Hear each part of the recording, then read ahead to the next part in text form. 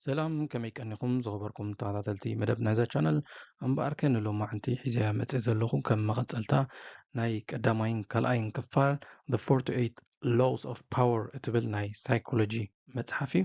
ዋርከን እዛ ሳልሳይ ክፋል ክሳብ መወዳእታ ምሳይ ኮንኩም ክትከታተሉ ብኽብሪ እንዳዓደምኩ ሰናይ ምክትታል። ቅድሚ ናብዛ ቪድዮ ምእታወይ ከምዚ ትሪእዎ ዘለኹም ኣብዛ ቻነል ዳርጋ 90% ሳብስክራይብ ከይገበርኩም ትሪኢ ዘለኹም ቪድዮ 10% ድማ ሳብስክራይብ ጌርኩም ዘለኹም በዚ ኣጋጣሚ ነዞም 10% ሳብስክራይብ ዝገበርኩም ኣዘየ ዘመስግነኩም ነቶም 90% ድማ ነዚ ዝሰርሑ ዘለኹ ስራሓት ብዝበለፀ ክድግፍኑ ትኽእልሉ መገዲ ኣብዛ ቻነል ሳብስክራይብ ምግባር ነዚ ቪድዮታት ሼር ምግባርን ላይክ ምግዳፍን እሞ ደገፍኩም ኣይፈለየኒ። ሕጊ መበል 21 Play a sucker to catch a sucker. Act less intelligent than your target. እዚ ክብለና ከሎ ከዓ ምስ ሰባት ክትቀርብ ከለካ ኩሉ ግዜ ትሕቲኦም ብልሒ ከም ዘለካ ብብልሒ ትሕቲኦም ምዃንካ ሶም ብብልሒ ልዕሊኻ ምዃኑ እሚንካ ክትቀርብ ኣለካ። ምክንያቱ ተወዳደርትካ ደይኮኑ ክኾንስ ንዓኻ ከም ተወዳዳሪ ብዝኾነ ሂወት ክሪኢኻ ስለ ዘይክእሉ ማለት እዩ። ሕጊ መበል 22 Use the surrender tactic. Sometimes giving up temporarily gives you a power later. እዚ ክብለና ከሎ ከዓ ሓደ ግዜ ምስ ዝኾነ ነገር ክንጋጮ ከለና ወይ ዝኾነ ነገር ክከብደና ከሎ ንግዜኡ ኢድና ክንህብ ንኽእል ኢና። ንግዜኡ ኢድና ክንህብ ኣለና ምክንያቱ ትዘለና ሓይሊ ኣኻኺብና መሊስና ከም ብሓድሽ ክንጅምሮ ስለ ንኽእል ማለት እዩ። ሕጊ ቁፅሪ 23 Concentrate your forces. Focus your energy on the strong goal. እዚ ክበሃል ከሎ ከዓ ዝኾነ ዕላማ ተለና ብሙሉእ ሓይልና ነቲ ዕላማ ንክንበፅሖ ብሙሉእ ኢነርጂናትና ወይ ከዓ ብሙሉእ እቲ ሓይልና ናፍቲ ዕላማ ጥራይ ኮንሰንትሬት ክኸውን ኣለዎ ማለት እዩ። ምክንያቱ ኣብ ሓደ ዕላማ ሌዘር ፎከስድ ኮንካ ወይ ከዓ ብጣዕሚ ኮንሰንትሬት ኮንካ እንድሕር ጌርካ ብቐሊሉ ክትበፅሖ ስለ ትኽእል ማለት እዩ። ሕጊ መበል 24 Play the perfect courtier. Master politeness and diplomacy. እዚ ክብለና ከሎ ምስ ሰባት ኮሚኒኬሽን ምግባርን ዲፕሎማሲ ምስ ሰባት ክህልወካን ብሰባት ከም ትሑትን ከም ዕጉስን ከም ስነ ስርዓተኛ እንተፈለጥካ ምስ ዝኾነ ሰብ ዲፕሎማሲ ክህልወካ ንባዕሉ ሓደ ዓብይ ፓወር እዩ። ስለዚ ንዑ ድማ ማስተር ክትገብሮ ኣለካ ማለት እዩ። ሕጊ ቁፅሪ 25 Recreate yourself. Control how people see you.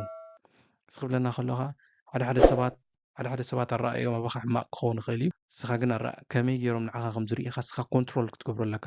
ሰባት እንታይ ዓይነት ኣረኣእያ ኣባኻ ከም ዘለዎም ክትቅይሮ ትኽእል ኢኻ፣ ክትቀያይሮኻ ኣለካ። እንድሕር ሕማቅ ኣረኣእዮም ፀኒሑ ምስ ግዜ ባዕልኻ ሰባት ፅቡቅ ከም ዝርኢኻ ክትቅይሮ ትኽእል ኢኻ። ኮንትሮል ግበሮ።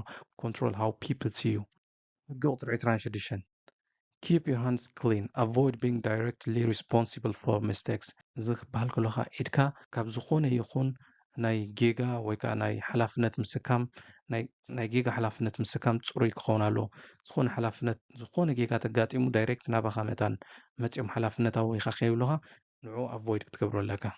ቁፅሪ 26 Keep your hands clean. Avoid being directly responsible for mistakes. እዚ ክብለና ከሎኻ ዝኾነ ይኹን ጌጋ ዳይሬክት ንዓኻ ሓላፍነት ከየሰኩሙኻ ንነብስኻ ክትከላኸል ኣለካ ማለት እዩ። ሕጊ ቁፅሪ 27 Play on people's need to believe. Create a following by giving people hope. እዚ ክበሃል ከሎኻ መብዛሕትና ሰባት ሓደ ነገር ኣብ ሂወት ኣሚንና ኣለኹም ከይድ ንደሊ ኢና ኩሉ መብዛሕትኡ ሰብ ስኻ ድማ ነዚ ሰባት እንታይ ኣሚኖም ከም ዝኸይድ ከም ዘእመን ጌርካ ባዕልኻ ምስ ሰባት ክትዘራረብ ትኽእል ኢኻ ወይ ክሬት ክትገብር ኢኻ ሰባት ንዕኹም ዝስዕብዎ እሞ ንዓኻ ከም ዝጠቕመካ ማለት እዩ። ሕጊ ቁፅሪ 28 Interaction with boldness. Confidence often leads to success. እዚ ክበሃል ከሎኻ ዝኾነ ይኹን ኣክት ክትገብር ከለኻ ናብ ዝኾነ ይኹን ክትጅምር ከለኻ ኮንፊደንስ ጌርካ ክትጅምሮ ኣለካ። ምክንያቱ ኮንፊደንት ተኾንካ መብዛሕትኡ ግዜ ዕውት ኢኻ። መብዛሕትኡ ግዜ ዝዕወት ሰብ እቲ ብዙሕ ዝፈልጥ ዘይኮነ እቲ ኮንፊደንት ኮይኑ ዝኾነ ነገር ዝጅምር እዩ።